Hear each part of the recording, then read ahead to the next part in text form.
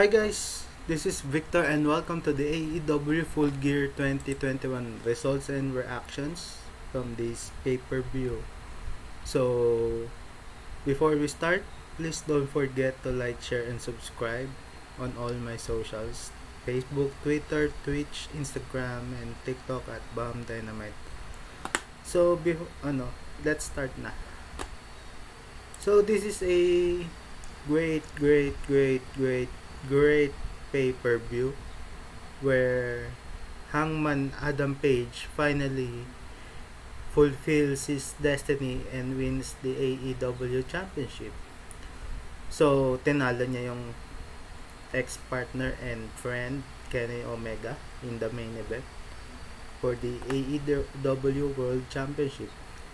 So, yung storyline kasi ni Hangman Page, nag-start siya since nung nag-start yung AEW nung 2019. So, lagpas 2 taon.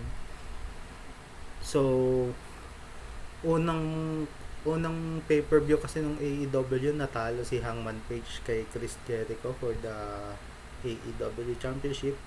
Tapos, nagkaroon ng tailspin pababa sa buhay niya, where all the failures and insecurities ay na nabiktima siya sa mga insecurities niya. Tapos na fall out yung friendship niya between the Elite and him. Tapos ayun, redemption storyline / first world championship to para kay Hangman Page. So before we go to the main event, let's recap the full show. To apologize to the Tony Schiavone interview with Dante Martin, where he was recruited by both Team Taz and the Acclaim, and Hikaru Shida and Thunder Rosa defeating Jamie Hayter and Nyla Rose in the buy-in pre-show on YouTube. Hindi ko siya napanood, pero ayun daw yung nangyari. Tinalo ni Hikaru Shida at Thunder Rosa si Jamie Hayter at Nyla Rose. And so, opening match, MJF versus Darby Allin. This was my favorite match of the night, where the two of the 4 pillars of AEW face off against each other. So there were tons of near falls, cruiserweight action, unexpected cruiserweight action from MJF. I really believe that MJF will beat Hangman Page on Wednesday on Dynamite. So let's see if that will happen. So MJF wants to prove that he wants to mentally break Darby Allin, and by great wrestling also. So MJF attempts to break Darby's spirit, where Darby also counters it with over babyface counters. Tapos nung bandang dulo, the Pinnacle, Wardlow and Shawn Spears attempted to interfere in the match, but Sting stops them and beats them up 2-on-1 with the baseball bat. Tapos during the final moments of the match, MJF pulls out the skateboard of Darby Allin. Then he gave it to Darby. He wants Darby to hit MJF with the skateboard, so he gets disqualified. So that's so uber mental mind games by MJF. But suddenly Darby did not hit him with the skateboard. Then as the referee removes the skateboard, MJF pulls out the dynamite ring from his trunks and hits Darby Allin. So, nung tinamaan niya ng diamond ring si Darby Allin, he suddenly pins him with the side headlock. Yes, MJF pinned Darby with a side headlock just like he predicted from the start of the match. So what a heel, what a fantastic heel, what a awesome match this was. This was an amazing wrestling match. Gabe. Ano, if someone can take Hangman Page's World Championship right now, it number odds on favorite will be MJF, even though Bryan Danielson won the world title eliminator tournament. So next match is for the World Tag Team Championship match between the Tag Team Champions Lucha Brothers versus the AAA World Tag Team Champions FTR. So, so this was a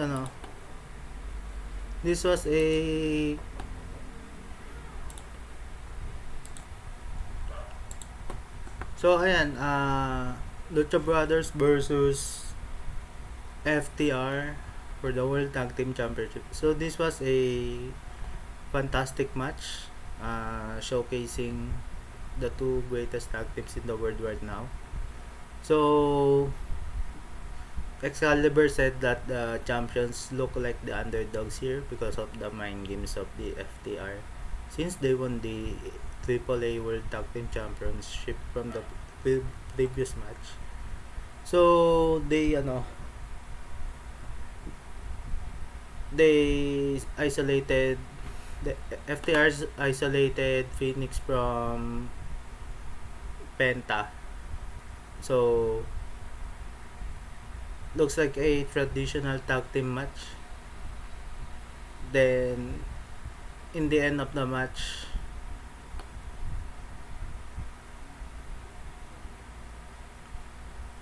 Cash and Dax Cash Wheeler put the mask. Then Lucha Brothers finish Cash Wheeler with the pile driver and pin him, but Cash Wheeler was the illegal man, so the ref did not see that. So this was a awesome match but not a great finish for the tag team match. Next match is the AEW World Title Eliminator Tournament Finals between the American Dragon Bryan Danielson versus the Redeemer Miro. So at the start of the match, Danielson offered to shake his hands, but Miro rejected. Miro's right leg is also taped up.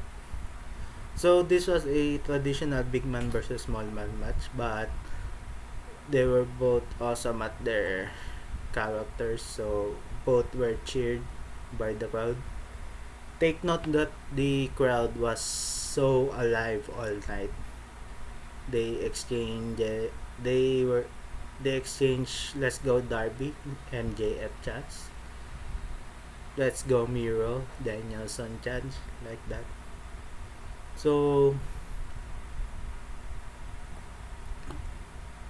the strength and grit from Miro was shown, and the resourcefulness of Bryan Danielson was emphasized in this match. So Bryan Danielson puts on all the submission holds that he knows until he beats Miro. Then Miro cannot be beat that easily. So this is more than a wrestling match. Not This is a struggle. Then Bryan Danielson wins by a well-placed DDT from the top rope and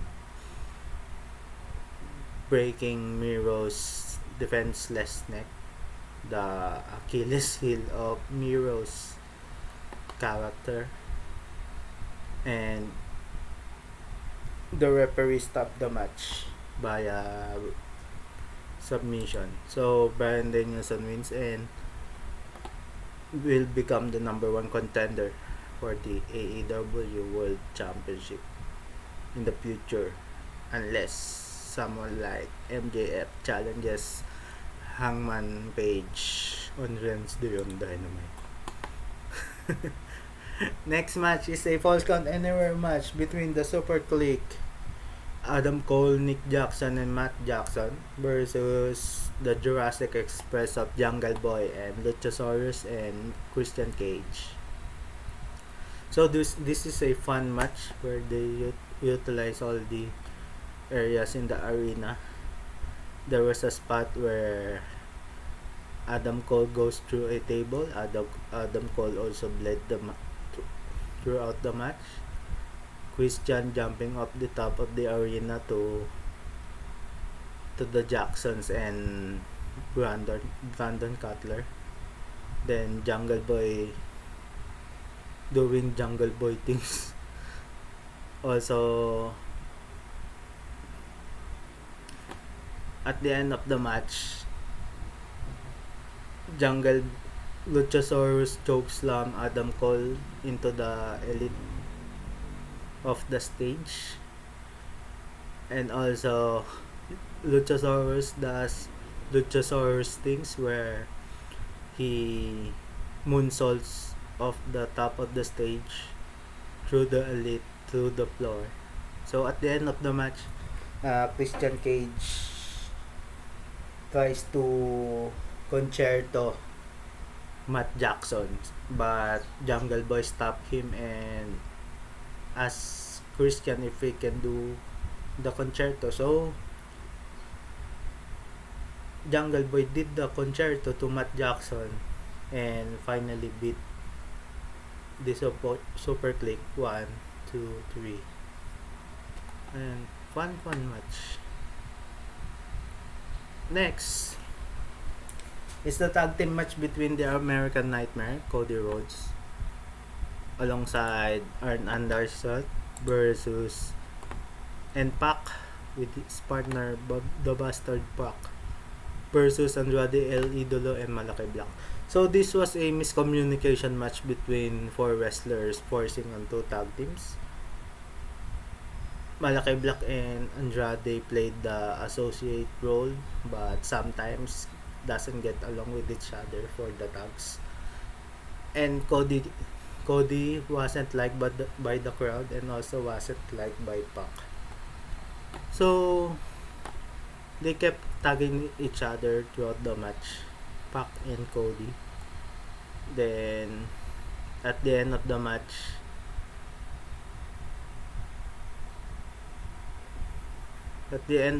Malaki Black kicked Cody in the face, sending him to the front row. Then Pac spiked Andrade with the Poison Rana and finished him with the Black Arrow. So Cody and Pac wins. After the bell, Cash Wheeler ran to the ring and kicked Pac's head. So Cody didn't even got to celebrate the win with Pac. And Cody still turned his near. We're just waiting for the right time to spike. Next match is the AEW World Championship match between the champion Dr. Britt Baker, DMD, and Ty Conti. This was regarded as Ty Conti's biggest professional wrestling match ever. So Britt Baker also came out on her entrance by the Fosse's guitarist. Fosse, the same band of Chris Jericho. So slightly experienced Britt Baker versus the slightly inexperienced Ty Conti. They made Ty Conti look strong by not submitting to the lockjaw, but was beaten by a roll up by Britt Baker to win, and awaits another challenger for the women's championship. Ayan. Up next is the grudge match between CM Punk and Eddie Kingston. So, Eddie Kingston goes on his entrance mad. So, is CM Punk's went to his entrance mad. So, they started early, flipping off each other. They bite each other's ears. They bite each other's mouth. Then, the story of the match is that Punk wants to beat Eddie Kingston, but Eddie Kingston just wants to beat up Punk by not pinning him. There's no pinfall for Eddie Kingston in this match. I think CM Punk bled hard in this match. Time flies in this match, and I'm slightly disappointed with the result where CM Punk beat Eddie Kingston 1-3. But this was a great match, great short 11-minute match between Punk and Eddie Kingston. CM Punk also did the five moves of doom by John Cena, like shoulder block, suplex.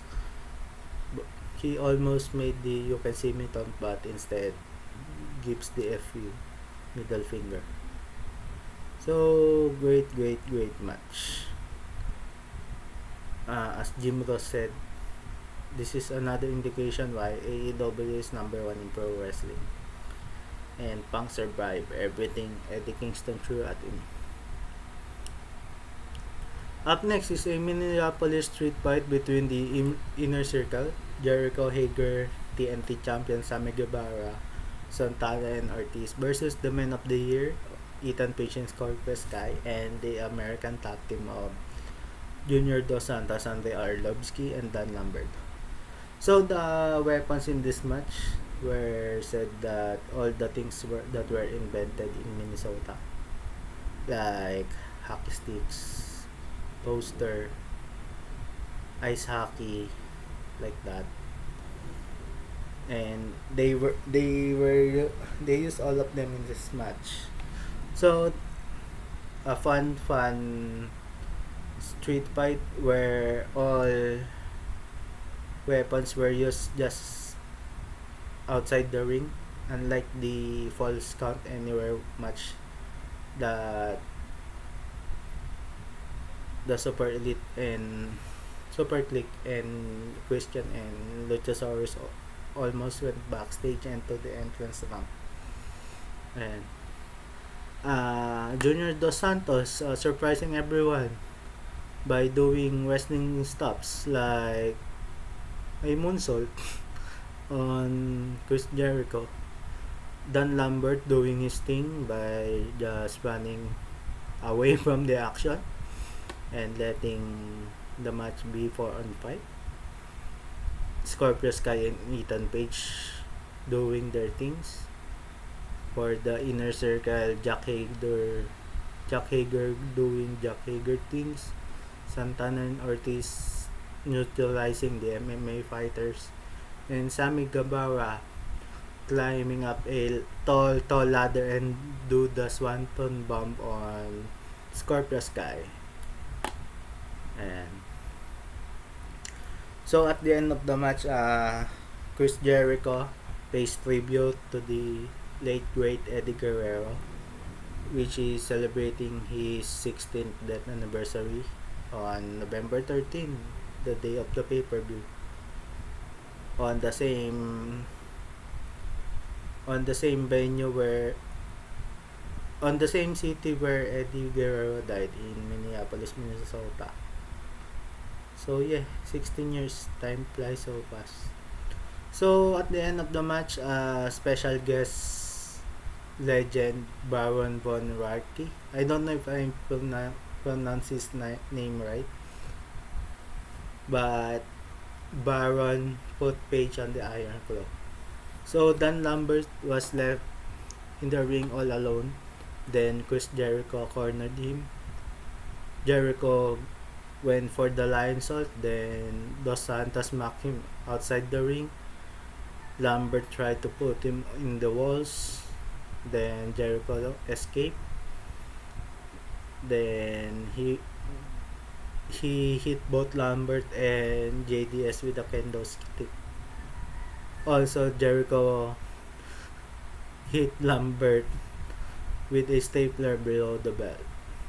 So, Jericho pinned Lambert after a frog splash to win for the inner circle. And so, after the match, Tony Schiavone interviews a AEW debut. This is a multi-time world champion, Black Machismo, Jay Lethal. He was introduced to the crowd. He says that he has found the Forbidden Door from Ring of Honor, and now he is all elite. So he says that he heard there was a open challenge for the TNT title. So he challenged Sammy Guevara for the TNT title on Wednesday on Dynamite. Then Sammy, recovering from the inner circle match against the American top team, walk out, and he says that Jay Lethal is on. So we're gonna see a Sammy Guevara versus Jay Lethal TNT Championship match on Dynamite on Wednesday. And the main event for the AEW World Championship between the champion Kenny Omega with Don Callis versus Hangman Adam Page. So this was the match of the night. This was the match of the night alongside MJF and Darby.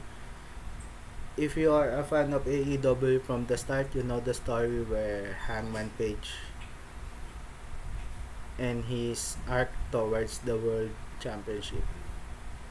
So the Page and Omega went head to head. As expected, they did not disappoint anyone. This is more of a coronation for Hangman Page, but Kenny Omega put up a great fight. So Don Callis interferes with the match and gets decked. Then at the end of the match, the Young Bucks limped throughout the ringside area. Everyone thought that they were interfering for Kenny Omega, but